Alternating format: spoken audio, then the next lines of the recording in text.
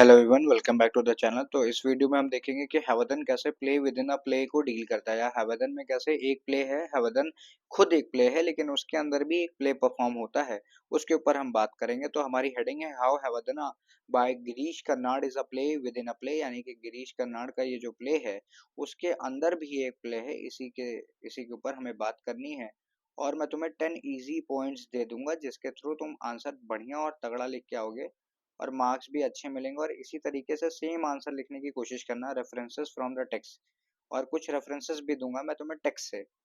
Use use of भगवता as a narrator, यानी भगवत जो है, अगर किसी ने प्ले की समरी भी सुनी होगी तो उसको पता होगा कि भगवत एज अ नरेटर इस्तेमाल होता है प्ले में। The Bhagavata opens the play, opens and closes the play, यानी जो भगवत हैं वो ओपन भी करेंगे और क्लोज भी करेंगे किसको, प्ले को। ठीक है, opens and closes the play. Narrates events, यानी कि कहानी सुनाएंगे। And even interacts with characters just like traditional Yakshagana theatre, यानी कि जो पुराना यक्षना थिएटर होता था या यक्ष गना थिएटर, यक्षना या यश गना, जो भी बोलना हो बोल लेना, यश गना ही है। मैं जल्दी में बोलूंगा तो यक्षना सुनाई देगा लेकिन वो यक्ष गना है, गा पे जोर देना। तो पहले के समय में जो ट्रेडिशनल यक्ष गना थिएटर होता था वहां पे क्या होता था कि जो नरेटर होता था वही आम लोगों से बात करता था।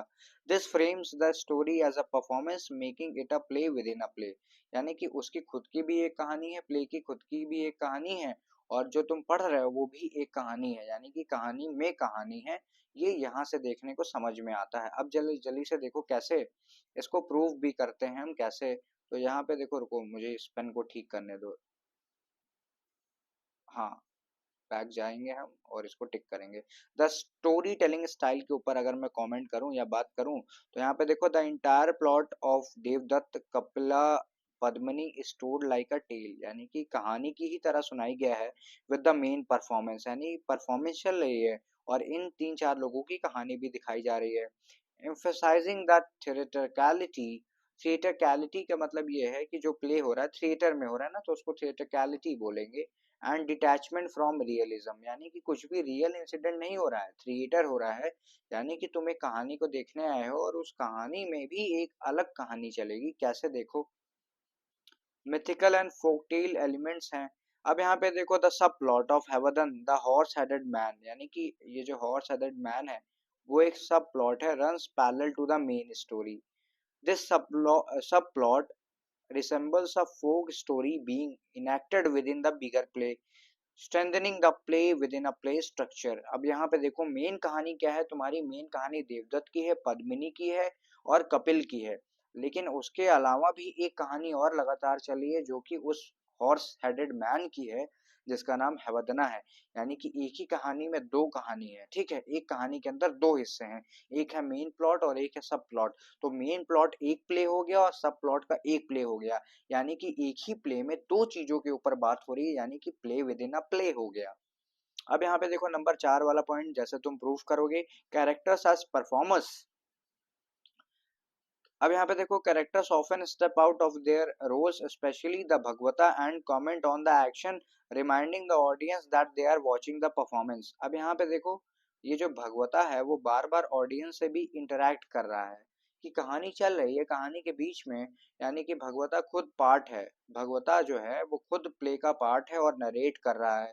जब वो नरेशन कर रहा है तो कैसे वो बाहर के लोगों से बात कर सकता है जबकि वो प्ले का ही पार्ट है, यानी कि एक प्ले अलग चल रहा है, एक स्टोरी लाइन जो आम जनता देख रही है वो अलग देख रही है, और उस स्टोरी लाइन के बीच में एक कैरेक्टर आता है जिसका नाम है भगवता, जो कि उनसे बातचीत कर रहा है कि कोई सो तो नहीं रहा है, सब जग रहे हैं, सारे लोग प्ले को ध्यान से देख तो रहे हैं, इन सारी चीजों को इंश्योर कर रहा है, यानी कि ये कहीं ना कहीं दर्शाता है कि दो कहानियां चल रही हैं।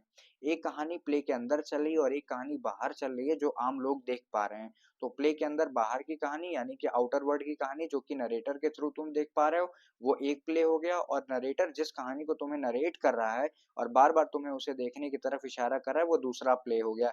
यानी कि जो पद्मिनी, कपिला और देवदत्त की कहानी है वो मेन प्लॉट है, वो मेन प्ले है, लेकिन उसके अलावा ये जो तुम्हारा भगवता की कहानी, भगवता और हवदन की कहानी, वो जो हॉर्स हेडेड मैन आ गया था, ये दूसरा प्ले है, यानी कि एक ही प्ले में दो प्लेस को बांधा गया है। इंटरप्शन बाय हवदन, अब यही यही समझाने के लिए मैंने इतनी 3-5 बताई। Interruption by Hayavadana, Hayavadana interrupts the main play multiple times, यानी कि मेन प्ले को एक कैरेक्टर आता है, साइड कैरेक्टर आता है और बार बार काट रहा है, यानी कि दो प्ले साथ में चल रहा है। This creates a layered theoretical experiences like watching two plays being performed simultaneously, यानी कि इससे पता चलता है कि दो प्ले एक साथ परफॉर्म हो रहे हैं, क्योंकि एक कैरेक्टर जो कि साइड कैरेक्टर है, जिसका सब प्लॉट है, मेन प्लॉट भी नहीं, वो बार बार आके इंटरप्ट कर रहा है। डायरेक्ट एड्रेस टू ऑडियंस क्या दिखाता है? द भगवता समटाइम्स, अब यहाँ पे देखो डायरेक्ट एड्रेस टू ऑडियंस भी इस बात की तरफ इशारा कर रहा है। ये जो भगवता है, अब भगवता sometimes other characters break the fourth wall, directly speaking to the audience, a hallmark of meta theater and play within a play। अब देखो जब भी play within a play होगा तो फोर्थ वॉल ब्रेक की जाती है। फोर्थ वॉल क्या है समझो इसको, ये तुम्हारा स्टेज है और यहाँ पे ऑडियंस बैठी है, तो ये जो इमेजिनरी वॉल होती है इसको बोलते हैं फोर्थ वॉल। तो इधर से कोई भी आदमी या औरत अगर ऑडियंस की तरफ गुहार लगा देगा और ऑडियंस को अपने प्ले में शामिल कर लेगा, शरीक कर लेगा, इसका मतलब है कि फोर्थ वॉल टूट गई। तो जब भी फोर्थ वॉल टूटती है, कहीं ना कहीं ये इसकी तरफ इशारा करता है कि तुम play within a play देख रहे हो, यानी कि जो तुम्हारा प्ले है वो दो चीजों की तरफ बटा हुआ है, एक मेन प्लॉट है और एक सब प्लॉट है। ये तुम कंक्लूड कर सकते हो अपने आंसर्स में। Use of mask and puppet, mask और पपेट्स का इस्तेमाल होता है, कैसे समझो? एक मिनट यार, माइक चेक करने दो, हाँ ऑन है। तो in some productions puppets marks are used to enact certain scenes like goddess Kali का जो टेम्पल है वहां पे मास्क और पपेट यूज होता है। Highlighting the performance with in performance, यानी कि परफॉर्मेंस के अंदर भी परफॉर्मेंस है। अब देखो गॉडेस काली के लिए उनको तामा झामा करना तो पड़ा ही होगा, प्रॉप लाना पड़ा होगा, एक्टर्स को एडजस्ट करना पड़ा होगा। यानी कि देखो यहाँ पे क्या हो रहा है कि एक कहानी है, उसके अंदर भी मल्टीपल कहानी है, यानी कि कहानी के अंदर भी मल्टीपल कहानियां हैं, इसका मतलब है कि ये play within a play है। फिर अगला जो आता है वो है transformation scene. The body head exchange, यानी कि जब बॉडी और हेड एक्सचेंज हो जाता है इसको हम बोल सकते हैं ट्रांसफॉर्मेशन सीन।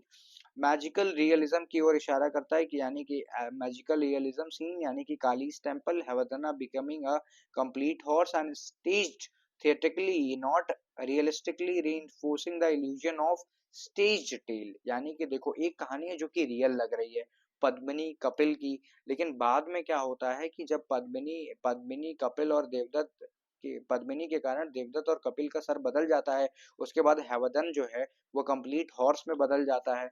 यानी कि क्या हो रहा है कि नॉर्मल कहानी चल रही थी, नॉर्मल कहानी में कुछ एक्स्ट्रा मसाला जोड़ा गया और उसको ये कह लो कि मैथोलॉजिकल बना दिया गया, यानी कि प्ले नॉर्मल चल रहा है। देखो इसको ऐसे समझो कि प्ले ऐसे नॉर्मल चल रहा है, ठीक है, एक प्ले चल रहा है, फिर उसमें एक एक्स्ट्रा कैरेक्टर की एंट्री हो गई, एक प्ले अलग बढ़ गया, फिर एक जो मेन स्टोरी लाइन है जिसमें पद्मिनी है, देवदत्त है और कपिल है, फिर उसमें हैवदन है, तो हैवदन की जो लाइन बढ़ गई वो अलग प्ले हो गया, और पद्मिनी कपिल और देवदत्त की जो लाइन हो गई वो अलग प्ले हो गया, यानी कि ये play within a play हो गया।